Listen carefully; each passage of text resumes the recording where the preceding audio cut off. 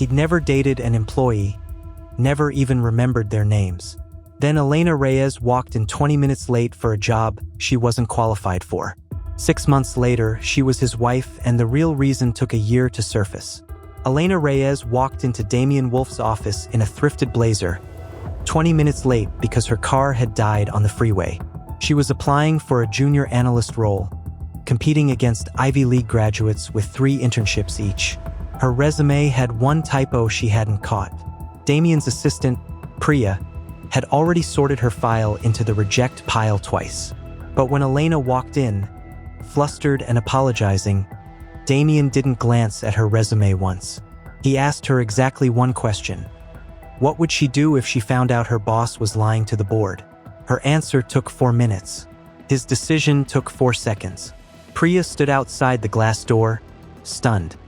As her boss said the words he'd never said to anyone in 5 years. "You're hired. Start Monday." Nobody understood why. Not yet. Elena told herself it was normal. New CEOs sometimes took interest in new hires.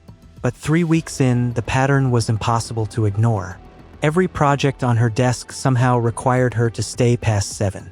Every late meeting somehow needed her specifically in the room, taking notes nobody read back.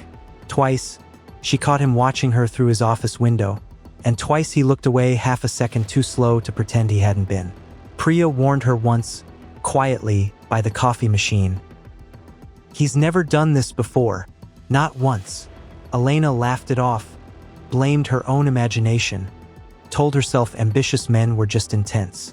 But at night, replaying his eyes on her, she wondered if intense was really the right word, or if she was lying to herself. The storm knocked out power across downtown on a Thursday night, right as Elena stepped into the executive elevator with a stack of files. It jolted, groaned, and stopped dead between the 40th and 41st floors. She wasn't alone. Damian had gotten in behind her at the last second, silent as always. For 11 minutes, in the dark, neither of them said a word. Then his hand found her arm steady. "Just checking if you're okay," he said, low.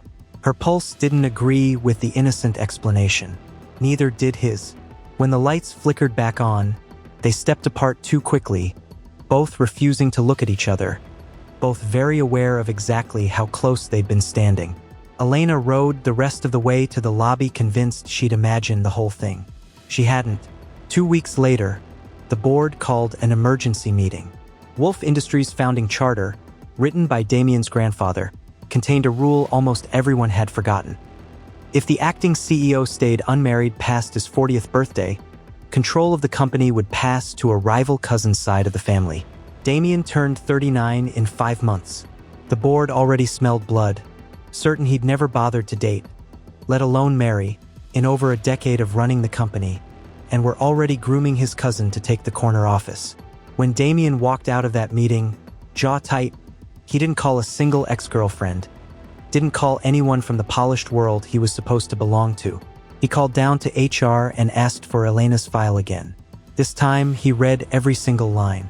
Damian called her into his office at 9 p.m., the floor empty, the city glittering behind him. He needed a wife within 5 months or he'd lose everything he'd built. He knew about her mother's hospital bills, piling up faster than her salary could touch. He offered a number that would erase every debt her family carried, plus a monthly sum after, for 2 years of being his wife on paper. No expectations beyond appearances, he said, voice carefully flat. Elena's first instinct was to laugh in his face. Her second instinct, the one that actually left her mouth, was to ask when he needed her answer by. He said tonight. She said yes before she let herself think about why some small, reckless part of her wanted to. The wedding happened 19 days later in a private chapel with 11 guests and 0 warmth, exactly as planned. Elena wore a dress Priya picked out in a single frantic afternoon. Damian wore the same unreadable expression he wore to board meetings. Vows were exchanged like business terms, careful and clipped. Then the officiant said the words neither of them had discussed. "You may kiss the bride."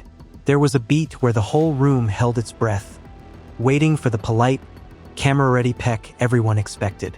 Instead, Damian's hand slid to the small of her back, pulling her in slow, and the kiss that followed lasted 4 seconds, too long to be for show. Priya, watching from the second row, mouthed one word to herself. Interesting. Elena felt her whole plan quietly catch fire. They'd agreed on separate bedrooms before the wedding, a rule Damien himself insisted on. But that first night, in the penthouse he called home and she now technically shared, neither of them made it to their assigned rooms. It started with a glass of wine on the balcony, the city humming below them, and a silence that felt heavier than any conversation. He told her quietly that he hadn't planned on wanting his fake wife this much. She told him honestly that she hadn't planned on this feeling like anything but a transaction, and yet here they were. Whatever happened after that wasn't in any contract, wasn't discussed, wasn't rehearsed. By morning, the 2-year arrangement had a new, unspoken problem.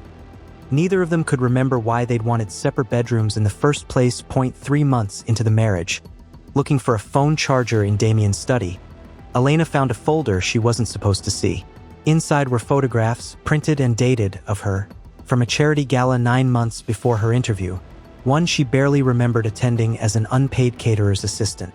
There were notes in his handwriting about her school, her mother's illness, her exact financial situation, dated weeks before the job posting she'd applied to even existed. Her stomach dropped.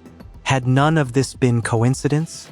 Had the job, the marriage clause, the late-night proposal, all been a plan he'd built around her without her knowing? She sat frozen on his office floor, folder in her lap, and heard the front door open. He was home early. There was nowhere left to hide what she now knew. Damien found her on the floor of his study, folder open, eyes blazing with betrayal. He didn't lie, didn't stall. He told her the truth standing in the doorway, voice rougher than she'd ever heard it. He'd seen her at that gala carrying a tray of drinks, laughing at something a stranger said, and hadn't stopped thinking about her since.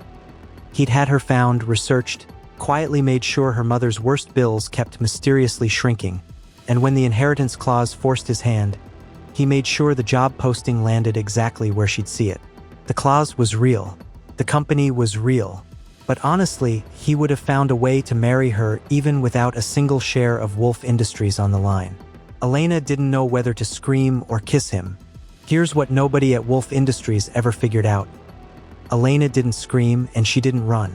She stood up, folder still in her hands, and asked him the same kind of direct question he'd asked her in that first interview. Did he regret any of it? He said the only thing he regretted was waiting 9 months to find the courage to actually talk to her, instead of just watching from across a crowded room. What Elena never told him was that she remembered that gala too. A stranger in an expensive suit who'd looked at her like she was the only person in the room. She'd been hoping, quietly, he'd remember her first. The real answer to why the boss married her was never business. It was lust that got scared and called itself love. So why did the boss hire a young woman and then marry her? Not for the company, and not even for the clause that started it all. He married her because somewhere between a rainy interview and a stalled elevator, wanting her stopped being a secret he could keep to himself. If someone built an entire plan just to be near you, would you call it obsession, or would you call it love?